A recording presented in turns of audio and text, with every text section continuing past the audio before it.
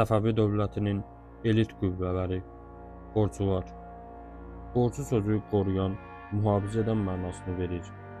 Qorçular adlı hərbi qüvvənin yaradılması Şah İsmayıl dövrünə dayanır. Şah İsmayıl Səfəvilər dövlətini qurduqdan sonra Səfəvilər dövlətinin sərhədlərində güclü rəqib dövlətlərin və düşmənlərin olduğunun fərqində idi. Buna görə də dövlətin və dövlət vəzifəlilərinin təhlükəsizliyini təmin edən, xarici və daxili kəşfiyyat aparan hərbi elit bir qüvvəyə ehtiyac var idi.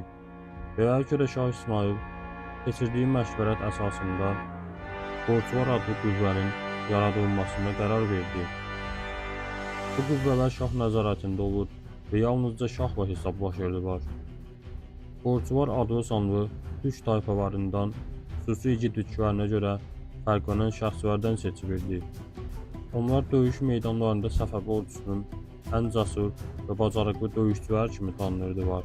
Qorçuların başında isə Qorçubaşı dayanırdı ki, bu da dövlətin sütunu sayılan 7 rütbədən biri idi. Qorçular Azərbaycan türklərindən, xüsusən də Qızılbaş türk tayfalarından seçilirdilər. Onların sayı Səfəvi dövlətinin gücü və şahın şəxsi ehtiyaclarına görə dəyişirdi. Şah 1. Abbas dövründə sayları 30 min nəfərə qədər çatırdı. Qorçular yüksək maaş alır və dövlət tərəfindən xüsusi imtiyazlara sahib olurdular. Ayrıca qorçular döyüşdə göstərdikləri igidliyə görə şah tərəfindən müxtəlif mükafatlar və rütbələr alırdılar.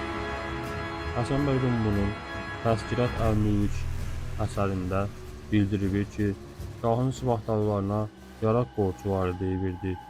Bu qorçular saray məclislərində və qonaqlıqlarda şahın ətrafında dururdular. Ayrıca mühüm dövlət vəzifəlilərinin də qorunmasını təmin edirdilər. Qorçular daha qılınc qorçusu, yaraq qorçusu, kaman qorçusu və s. kimi bölünürdülər. Bunların arasında Əcərvu adlı qorçu dəstəsi var idi ki, bunlar jandarm vəzifəsini icra edirdilər. Bu dəstə şəhərlərdə, qallarda asayiş və təhlükəsizliyi təmin edirdi. Şah İsmayıl dövründə yaşamış olan Əbdi bəy Şirazinin qorçular haqqında yazdığı digər mənbədə isə bildirilir ki, Şah İsmayıl dövründə qorçubaşı olmuş Dədə Abdal bəy Zülqədərin müəyyən cinayət məsələləri üzrə mühakimə aparmaq səlahiyyətləri var idi.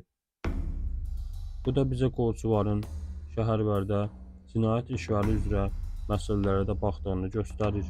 Ayrıca qorçular xarici və daxili kəşfiyyat aparır, ölkə daxilində və ölkə xaricində şahın məxfi tapşırıqlarını həyata keçirirdilər. Qorçuların geyimləri də digər Səfəvi əsgərlərindən fərqlənirdi. Onlar adətən qırmızı rəngli paltarlar geyinir və başlarına xüsusi dəbilqələr taxırdılar. Qorçular döyüşdə müxtəlif silahlardan, qılınc, nizə, ox və yaydan istifadə etməkdə, həmçinin piyada və at belində döyüşməkdə mahir idilər. Qorçular Səfəvi dövlətinin hərbi gücünün əsas sütunu hesab edilirdi və şahların hakimiyyətini qorumaqda onlar məsuliyyət daşıyırdı. İskəndər və Münşi qorçuların gücü haqqında yazır. Qorçuların cəsurluğu və qorxmazlığı haqqında belə danışırlar ki, istənilən döyüşdə onların 100 nəfəri məiyyətin başqa üzvlərinin 1000-nə bərabər idi. Qorçular haqqında baş vermiş bir neçə hadisələrdən bəziləri isə bunlardır. Qorçuların başında duran qorçubaşılardan ən çox tanınanı və tarixi mənbələrdən çox adı keçəni Sevindik bəy Əfşardır. O 1-ci Təhmasib dövründə yaşamış və şahın qardaşı Əvqas Mirzənin qiyamını yatırmışdır. Qorçular haqqında digər bir hadisədə Babür hökmdarı Hümayunun Əfqan hökmdarı Şirxana məğlub olaraq Səfəvi şahı 1-ci Təhmasibə sığınması olmuşdur. Təhmasib Hümayunun əmrinə 12.000 qorçu vermişdir ki, bu qorçu qüvvəsi Əfqan hökmdarı Şirxanı məğlub etmiş və Hümayuna taxtını yenidən vermişdir. Səfəvilərə xidmət etmiş son qorçubaşı isə Nadir xan Əfşar olmuşdur.